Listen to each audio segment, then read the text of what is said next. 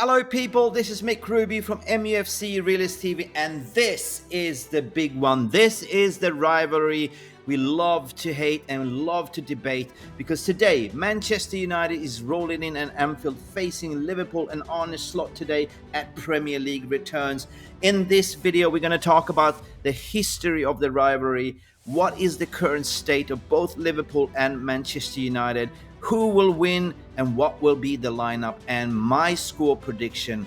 God, I don't really want to jinx it, but let's do this. Glory, glory, Manchester United. This is war. And stay tuned to the end of the video because I have a surprise for you.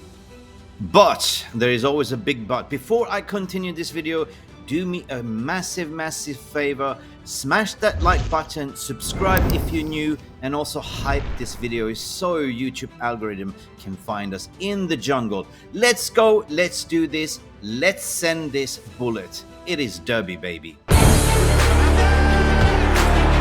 Garnacho! Has the Premier League ever been more challenging?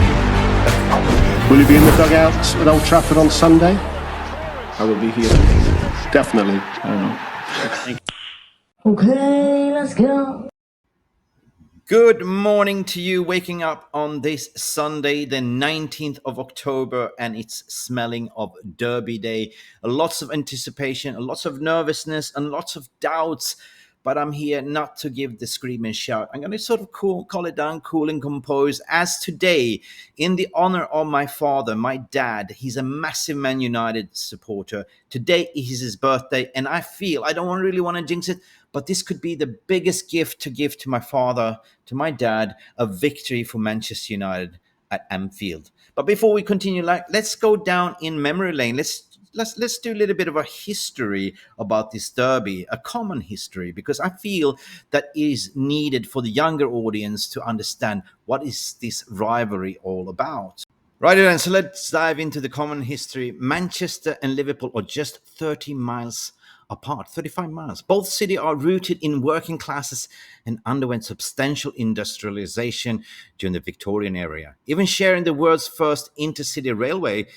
Each has since risen from the ashes to decline and established itself as northern powerhouses. Both cities have strong musical traditions. Liverpool's born with the Beatles, Frankie Goes to Hollywood, and the Lightning Seeds. Man United or Manchester provided with New Order, Joy Division, Oasis, and the Stone Roses. God, I love them. Each has built iconic culture and accent and dialect.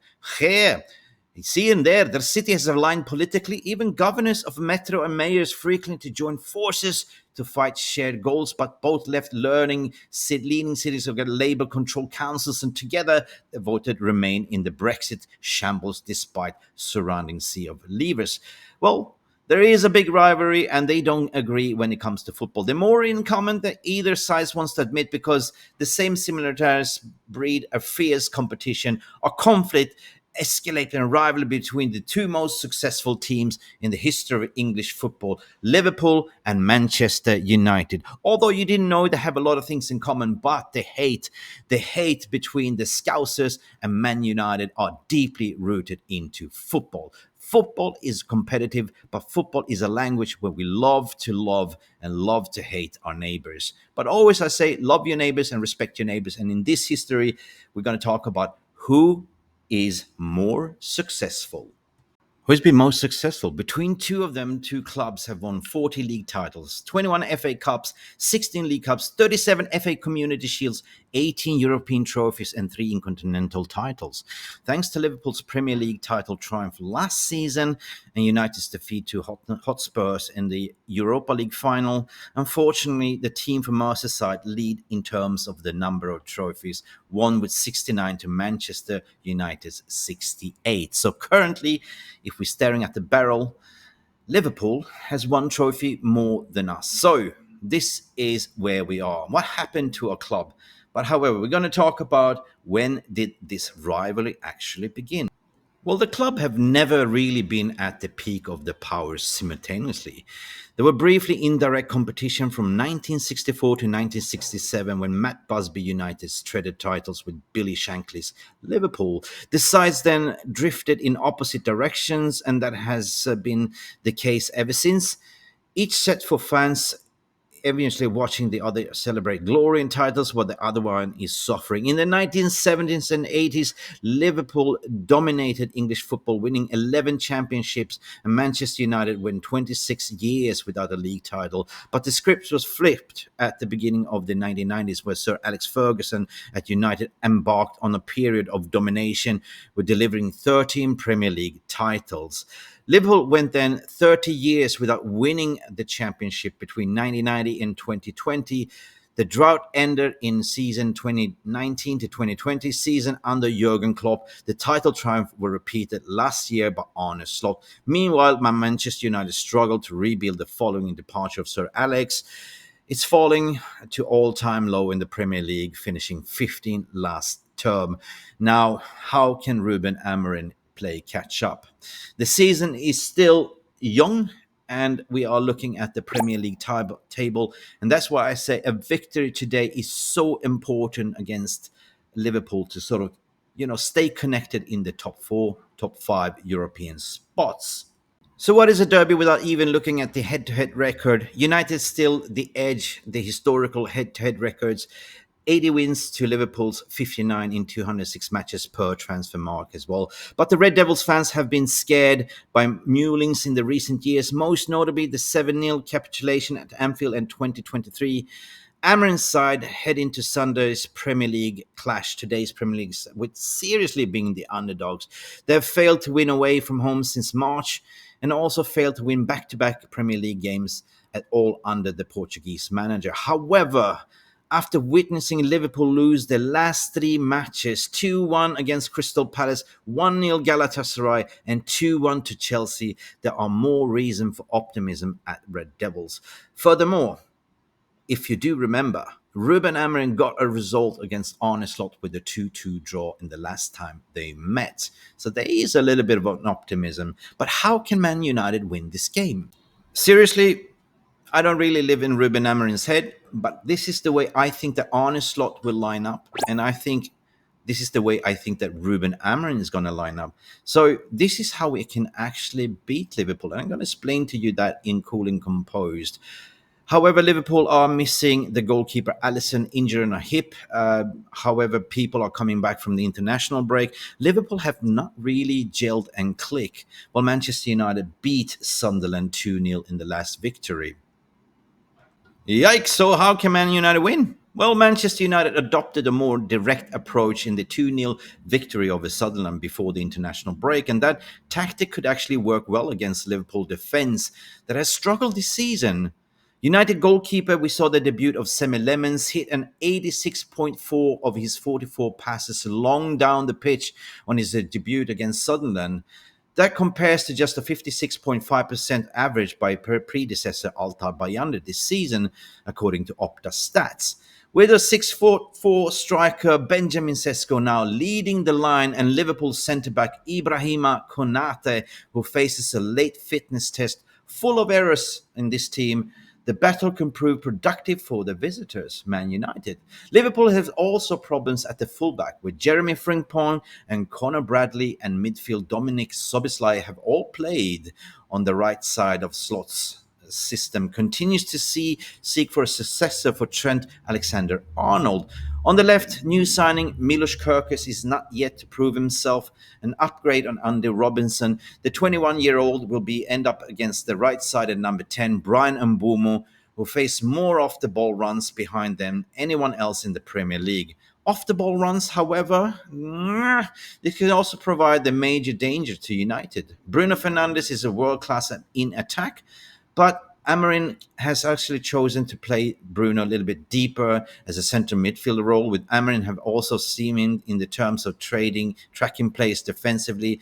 It's not really his forte. Fernandes could be against Florian Wirtz at Anfield. And while the 145 million summer signing is not yet to show the same level of productivity as Bayer Leverkusen, we actually had 0 assists and 0 goals so far.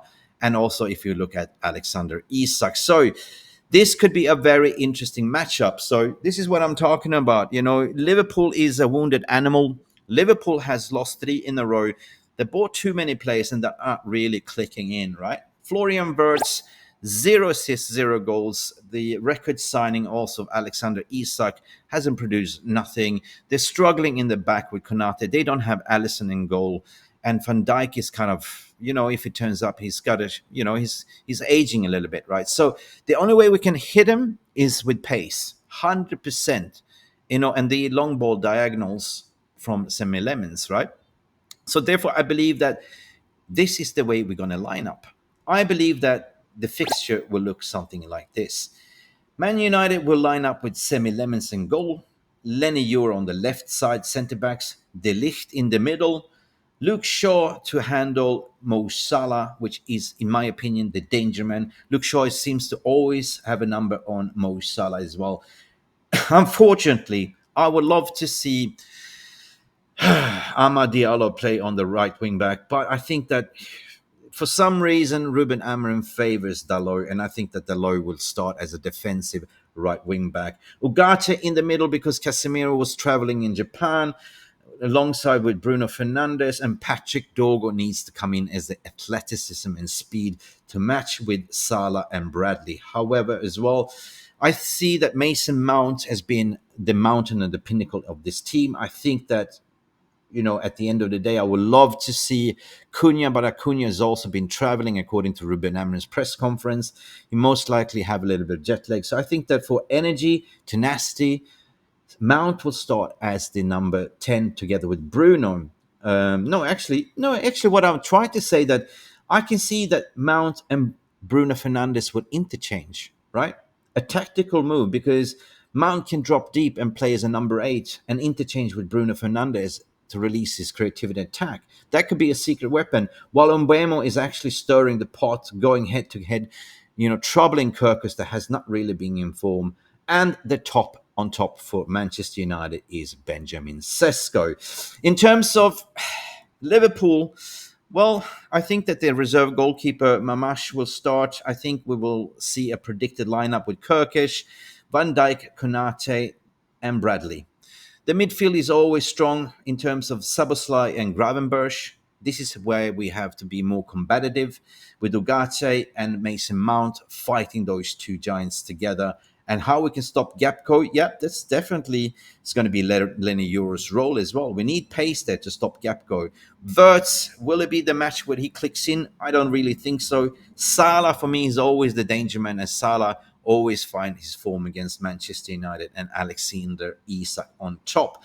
The only problem that I have, barring that this is a derby, this is where form goes out the window, and we know that the Liverpool's attacking line has not clicked into gear as of yet. The only thing is that my concern is that Liverpool will click into gear against Manchester United, as per say that whenever we come back from an international break, it's a reset.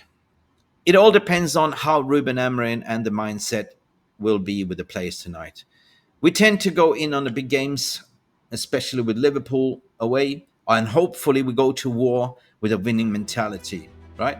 If we keep it very compact and clean, if we keep Liverpool at bay, like for the first half, we keep a clean sheet 0-0, and then on the second half, we go in with a 1-0 score, 1-1 or 2-1 to Manchester United, then we are definitely in the game, right? If we concede the first goal in the first half, it will be an uphill battle against a very hostile Anfield. So therefore, keep a clean sheet, keep it compact, keep it tight. Some jokes decide to say play 10 in the back, but no. We're going to go there and play our game. We're going to go there and attack. I don't think we can go toe-to-toe, but if we keep it very compact and clean and keep them at bay, we sort of eliminate the goal scorers of Wirtz and Salah and Isak. We isolate them, and then I think that we have a chance, right? Substitutions off the bench, I definitely see, an impact player in search of Amad Diallo coming on the second half instead of Dalot. I think that Sesko will be a key here as well, Mbeumo and Mount, and everything is also down to the captain. If Bruno Fernandes rocks up to the party, then the whole team will be aligned. Semi Lemons must start, in my opinion. Semi Lemons had a clean sheet, and this is what I believe will happen. Since Ruben Amorim managed to get a 2-2 draw last time they met, a draw is most likely in this scenario. I even take a draw. I take a point, but I'm not going to jinx it. footballing gods do exist. The optimist in me saying that 2-1 to Manchester United will be the score if Man United win. But more likely a 1-1 draw or a 2-2 draw. But my heart and mind says for my father, for his birthday gift, 2-1 to Manchester United. Let me know your thoughts and feelings. What do you think will be the lineup? What is your score prediction? Drop a comment below in the comments section. Hype this video, like and subscribe. And glory, glory, Manchester United. We hope for the win. Let's go, United. Let's go. Let's send it. Bye.